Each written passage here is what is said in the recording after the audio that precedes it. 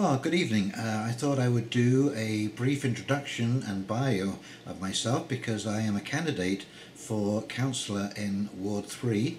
That would be Fenton Falls, Rosedale, Cameron, Cambrai, Long Beach. It's quite a large ward. Anyway, my name is Steve Clarke and I have operated a barbershop and lived in this area for the past 27 years.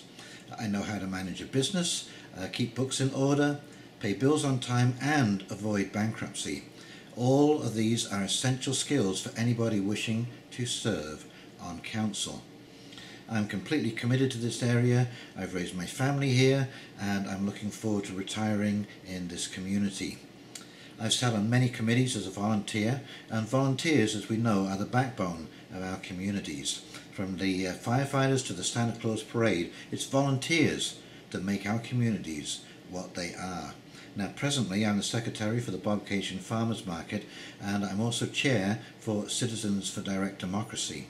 But three of my best assets right now I think are a positive attitude, passion and energy, and all three of which will be required to put City of Kawartha Lakes back on the road to democracy. Now the area we call Kawartha Lakes, or Victoria County as it used to be, has the best of everything that Ontario has to offer. It is modern yet rural. The peace and tranquility attract retirees, cottagers and tourists alike. Expanding broadband is attracting new kinds of business and young families to the area. But to be truly successful and sustainable, I believe that we must act in such a way that takes into account not only the present but the future as well. And the future stability of Kawartha Lakes is dependent on good governance, and sadly we have not seen good governance for quite some time. Our roads are full of potholes, our bridges are crumbling as we can plainly see. Every project in the City of Kawartha Lakes is over budget right now.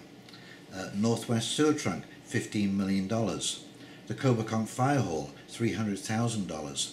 The County Road 24 Bridge, $2.3 million, and the HR building in Lindsay, a staggering 54% or $4.3 million over budget. That is $21 million in cost overruns alone. And whilst our bridges and roads are falling into disrepair, our mayor and councillors have recently pre-approved a $50 million upgrade to Kent Street in Lindsay. We've had a Greenbelt review, we've had a Black Belt review, we've had a core review. We've closed fire stations, libraries, community centres and arenas, and yet still the city's debt rose by 15% or $15 million in 1 year alone. How many more services do we have to lose? Staffing costs increased by 24% year over year, mostly on consulting and contracting out. And this, my friends, is what our directors do. They add yet more consultant cost to our tax bill. One of the areas that the city could raise income is through growth. But unfortunately, the permit issuing process is so arduous that developers and builders alike avoid us like the plague. In fact, until recently, City of Kawartha Lakes was the only municipality in Ontario with a negative growth rate. In the last 4 years, your property taxes have gone up 17% alone. Are you okay with that?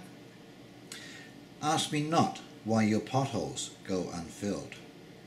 And why aren't your councillors or mayor addressing these matters with you? Well, I'm glad you asked that question. They do this because they signed the Code of Conduct when they were elected. And the Code of Conduct prevents the mayor and councillors from portraying the city in a bad light. They can only talk about unicorns, pixie dust, good debt and happy endings. This code also restricts what the mayor and councillors can tell the public, and yet at the same time insists that they be completely open and transparent. Well, as they say, you can't serve two masters. The procedural bylaw also prevents councillors from talking directly to staff or interfering with their work. Now, I don't know how you can effectively run anything like that. Now, the good news is that both of these documents are easily changed, but the sad news is that both the mayor and the councillors have not chosen to do so. Now, I have great optimism for the future of the city of Kawartha Lakes. There is so much potential here, it is unbelievable. But in truth, my friends, until these issues are resolved, we cannot move towards the kind of future that we would all like to see.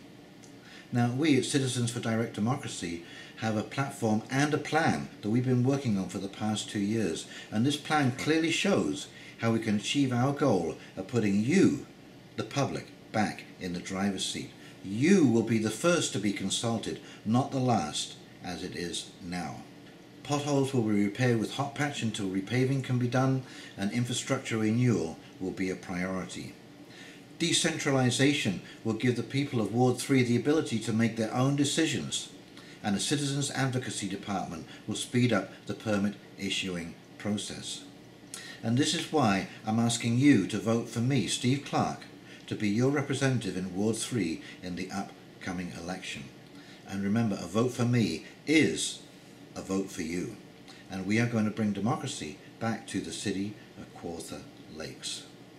Okay, well, thank you very much. This is Steve Clarke signing off, and I hope that I can count on your vote in the upcoming election in the fall in the city of Kawartha Lakes. You have a great evening and a weekend coming up. Okay, terrific. Thanks a lot. Bye-bye now.